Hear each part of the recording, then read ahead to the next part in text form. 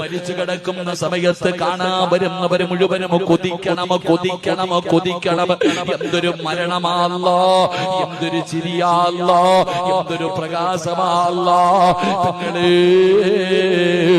മരിച്ചു കിടക്കുന്ന സമയത്ത് ചിരിക്കണമടി പൊന്നുമോളെ.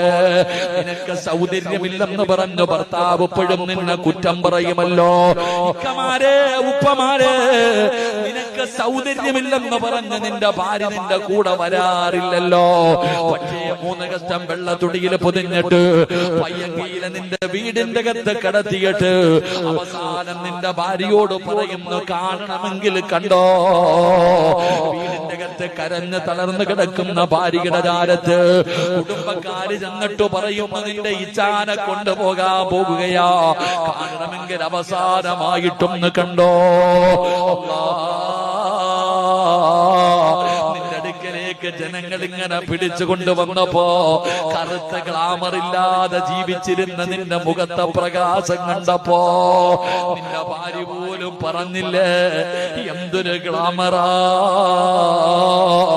എനിക്ക് മരിച്ചു കിടന്നപ്പോ. പറയും മോളെ, നിന്റെ ഭർത്താവ് പറയണം, എന്റെ ഭാര്യയുടെ മുഖത്തെ പ്രകാശം ഇന്നും എനിക്ക് ഓർമ്മയുണ്ട്.